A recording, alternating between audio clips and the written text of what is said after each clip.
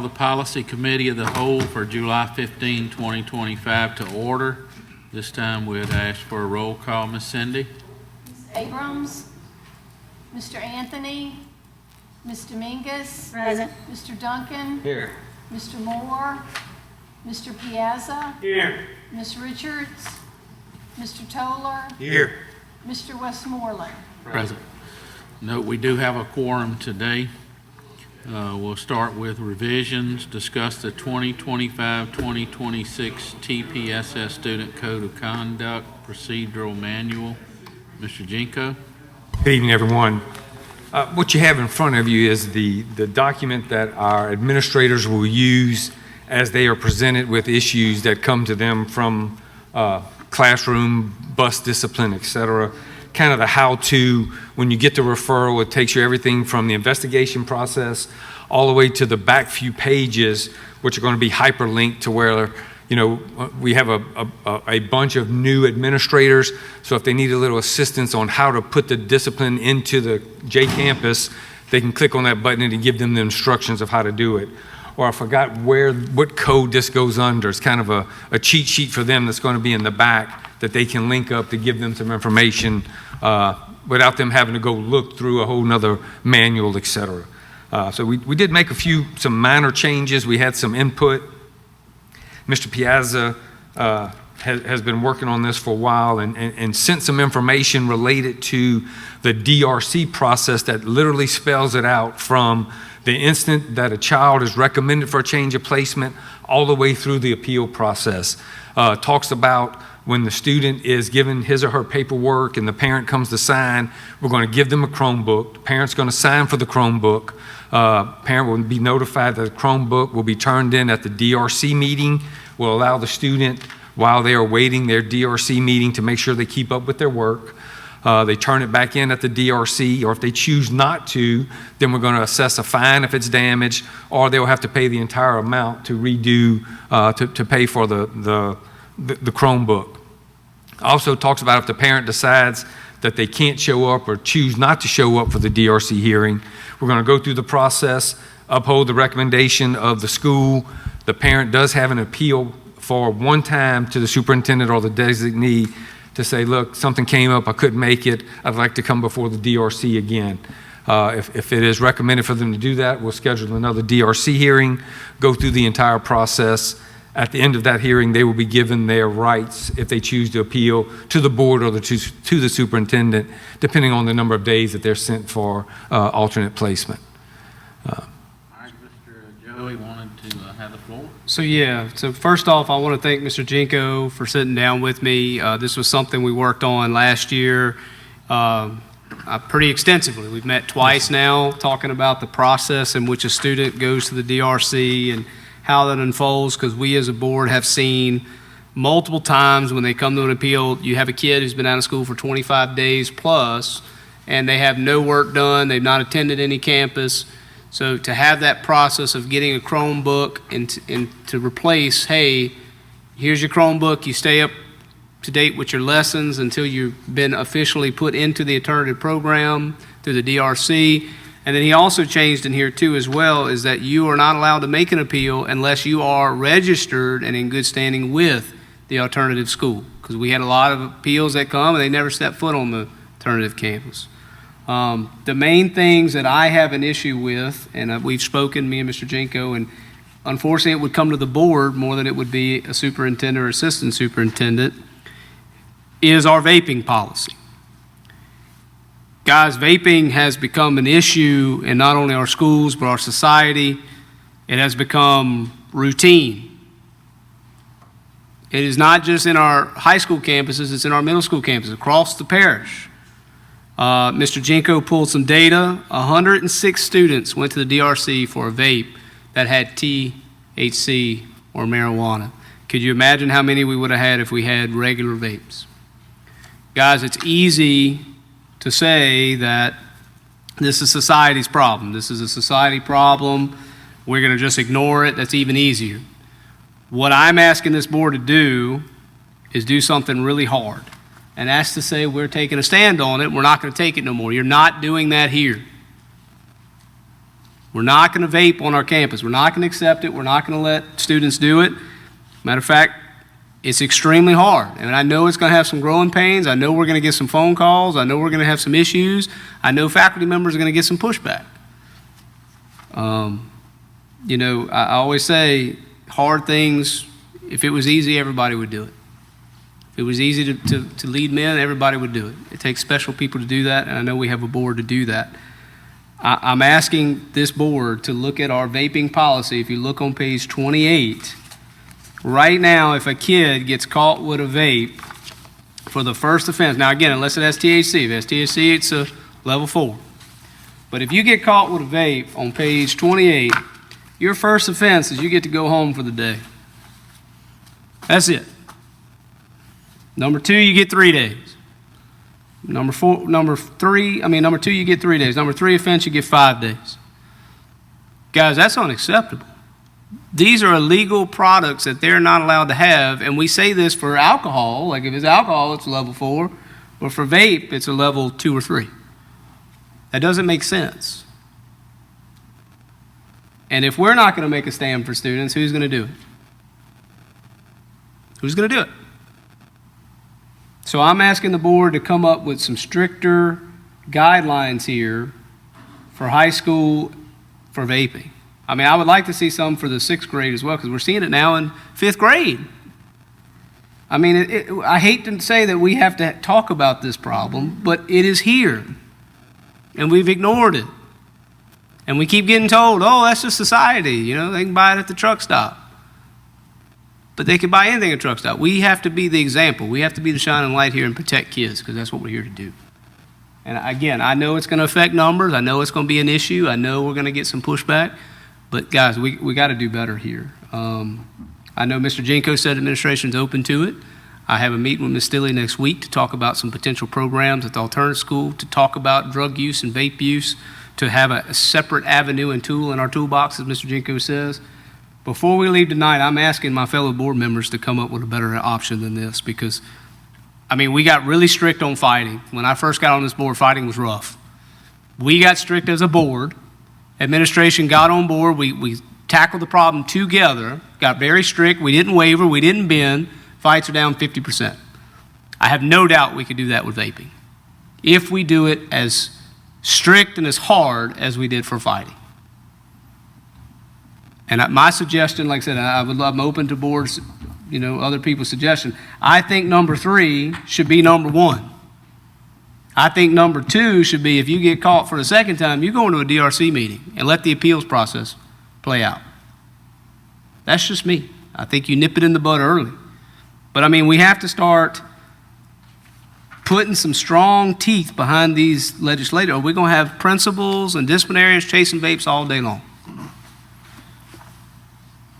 And we got to give parents some consequences. Number 3 says we automatically do a FINS report. I mean, we've sat in appeal meetings where we had parents say, oh yeah, I gave them that THC vape because they suffer with anxiety, and I know I have one, I gave them mine. Can't do that. So I'm asking the board to come up with a better solution, and I'm open to any suggestions. I know that whatever we do here tonight with this, we're going to have to also send the vape policy to policy as well, which I plan on putting on the agenda for next week. But we cannot approve, if we're going to do that, we can't approve it like this. I don't think it's set for tonight for approval. It's set for discussion, correct? Okay. And Well, I think you have to approve this to get it out. consequences, and you change it in your policy first, and then you make whatever you do in policy here.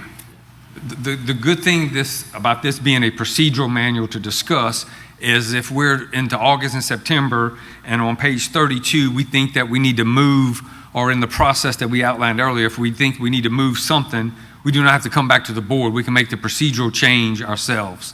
Yeah. I do think if we want to change the policy, that we make the reference at the next board meeting and send it to policy, let the policy committee debate it, make the changes that you get the votes for, and changing it in the book is easy. And even going through all that, we'd be middle of September at the latest in getting it changed. So, I'm sorry. Ron, refresh my memory, because I remember we started taking some portions of our code of conduct out of policy, right? Like in and it's only in procedure, and, Right. and then it says, but with the vaping, specifically on the consequences, are the consequences in the actual vape policy? Yes, sir. If So- you remember correctly, at the last policy, we separated and we made a specific vape policy Right. at the bottom where we put the recommendation of the principal's advisory was the 1, 3, 5, and then the step 4, or level 4 after. So the Yes, part sir. that he's talking about wanting to adjust is actually in a policy. Correct, yes. So we have to refer this to policy, change the policy if we want to do that. But then you're saying that once we do that, we just. It automatically- You'll update. We'll automatically the update manual. and get that back out, yes, sir. Okay. So what's the action for us tonight on this? You just are asking us. This was just to get to the board for you to look at and know that when parents call and say this happened, you can go through the procedural manual to find out that, well, the process was A, B, and C. Ron, the parent says D, E, and F happened. Can you look into that? You know, it's not a policy issue. You just need to be aware of what our administrators have in front of them, their tools in their toolbox, so to The speak. manual is made up of the relevant policies. Yes, sir. And then some additional. Like we have guidance. for the appeal, it's the very generic in the appeal process, but the specifics, it gets very exact of how the DRC handles the appeal process and what the parents have to do in the appeal process. So are we voting to approve this, or you? or No, you sir, this was just for this- information? Yes, Okay. just for information. So can we go ahead and say for the next policy meeting that we put vaping? Well, it's got to be on a board agenda. Got to be on the board agenda. To refer So to. we already had our board meeting tonight, so we can't have it until Yeah. August to put it on that, okay. Unless you hold a special, yeah. I have one note just to add, and look, I applaud you because I know we make big changes when we make things stiff as far as the penalty. But I'm telling you, if you go back and look at the number of schools that have sent us vaping students, it is the same 2 or 3 schools in this parish. And either Sumner has a problem, or Coach Fasell's doing a good job, or we have other schools that don't have a problem, or somebody's not doing a good job. And I mean, the bottom line is you have to get consistent with your administrators and enforcement of whatever policy we set. And that has been a problem. And we've argued that time and time again, and I mean, consistency is the key. And I challenge administration to echo the same as they did for that fight for the fights. Yeah. For that same echo that we had with that unity for fights. I hope we get the same for this, because this one is almost more important, because this is the health of our next generation. This is, I mean, we're watching nicotine, people getting addicted to nicotine every day now on campus. I mean, that's not a good thing to do. Mr. Jenko, for the other little tidbits that we Let's needed. Continue talking about this particular. Okay, go ahead. Well, for me, this is against the law. Why do we give them an option to get a day in school, or 2 days, or 3 days? It's against the law to have cigarettes or vapes. I mean, it's against the law. Why are we even giving them extra consequences? Well, vaping, if it's a not tobacco, nicotine, if it's but- not nicotine, or if Well, it's what not else are they THC, vaping if it's not well, nicotine? you're vaping vapors. I mean, you can, I That's don't what know that that's it initially illegal. started out as being a vaping. It was a water vapor type substitute for cigarettes, but it has expanded to something that is beyond control. Without the illegal drug, I don't know that, Well, if Well, it's nicotine and Nicotine is tobacco against- product is still illegal for people under the age of if it 18. has in that, but then our policy specifically treats those differently. Right. They go straight to alternative school, but for someone who's caught with a vape, and the majority of vapes don't have THC or don't have nicotine, Well, I'm saying though, they're illegal for them to have, period, if they're under the age of 18. is it? I don't Yes, know. that is, that's illegal. They cannot buy it, they cannot obtain it, they cannot hold it. Well, I just feel like sometimes if we're not stringent enough about things, then they just stretch it. I mean, if you got rules, you have rules, just like anything else, any other rule we have. You can't have a knife. Well, you can't have a knife. If you can't have a vape, Under you certain can't have a entries. vape. I mean, According to state. I just don't get why we continue to not, we just change the rules and make it easier. I mean, I don't know. I don't agree with that. I think there should be some consequences. Yeah, Mr. Jenko, those other little minute things like the fights, the one-on-one fights, that little wordage, do we need to do That's a anything word here? change that can be done. Do we need to bring those to policy as well? No, sir, to change those? because it's in here. This is more of a procedural manual. Okay. Oh, yeah, with- so- But I can fix the verbiage with that. Same with the bullying With the and all- book, correct. Okay. Yeah, I had. saw Just want to that make sure too. that way when Yeah. we send it, we Yes, can sir. send it Yes, all sir. at one time. Thank you. I had a question about, one of the, in fact, you even talked about it, wherever the page is, it talks about they get, if they don't show up for their appeal, Yes, for their ma'am. DRC. 35. So, I mean, that's gonna be up to the superintendent if they have a legitimate reason they didn't bother to show up, or they just Well, didn't show up, they I- get another opportunity to show up? 39. The, Page the, 39. the problem you have with absolutes is because you may have that one family that was on their way here and got in a accident or had a flat tire. So, unfortunately, we've had a few individuals that have not shown up, and they've called early enough, we were able to do it virtually. So, not showing up, knock on wood, has not been a problem, but I don't want to get in absolutes for that one family that there was an issue, that we need to give them a little grace and give them an opportunity to come plead their case. Now, we did talk about, and I want to make sure to put it on record, that if they do miss the DRC hearing for a circumstance, whatever it may be, that they still will hold the meeting, and if no substantial evidence is presented in the favor of the student, the DRC will recommend in favor of the They school. will uphold the recommendation of the school, correct? I had marked another line, somewhere in here that says, That's you. if a student if they're not particularly zoned to that school, but they're transferring to that school, and they get in enough trouble that they're removed several times, and they have to, I guess, serve their alternative or their out-of-school suspension or whatever, are they going to be required to go back to their home zone school, or can they go back to the school that they were transferred into that they're having trouble with? Because I was asked about that by some disciplinarians, like, should they not be required to go back to their home zone school if they're given issues? I know we had talked about that in the transfer process. There was some language that if the student, there was an attendance issue, or if there was severe disciplinary issues, that the student could be sent back to their home-based school and negate their transfer.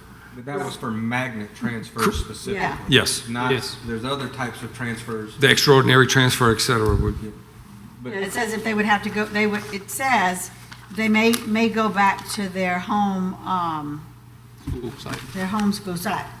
And that was originally in the magnet When we first got- contract that yes, we sir. did back in 2012 or I whatever. thought when we redid, I'm sorry. But we stopped doing those contracts altogether. Or even if they're in a level 3 and they're continually habitually Yeah. doing things that doesn't make them go to DRC or alternative placement, but they're continually, do they get to keep the option? I mean, should they not be required to go back to their home zone? I know the discussion we had, there was a process that the schools will go through to make their argument that Ron has been given enough chances and is still causing a disturbance at school X. He now needs to go back to school Y. Yeah, that was addressed when Ms. Stilley came in and did all those transfers all those policies to policy committee. That was actually brought, I would like to clarify or let us go in and clarify later whether that's just for magnet transfer or that's for all transfers. Because I don't think that was brought up in that meeting on whether or not it was for all transfers or magnet transfers. Because I know when we talked about it, that was the understanding that Ms. Stilley said, was that we were going to have a process in place that the administration was going to come to the board with to say, hey, on the first offense, they're on a probationary period. On the second offense, that's when they would be, It wasn't going because you didn't have your ID, they were going to send you Right. back. They didn't want to send a kid back, and that was Mr. Moore's argument. He didn't want a kid to go back to their home base because they didn't have a belt on for one day.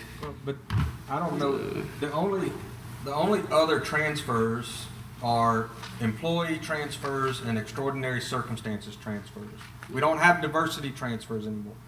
So I don't know that there would be another, for employee transfer, I sure as hell don't want to send that kid to another school that their parent's not at. And then for extraordinary circumstances, that depends, I guess, on the extraordinary circumstance that caused them to be there.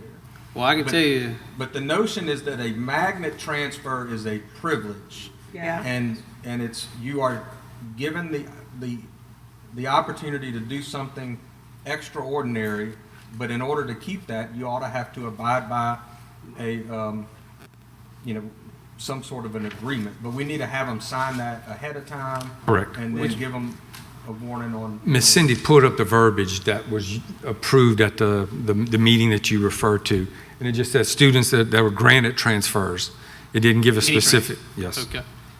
It doesn't specify what kind of transfer. Correct. Any trans- And where, do you know, Granted transfers outside, out of their attendance zone. and where are we in that process as an administration and getting that?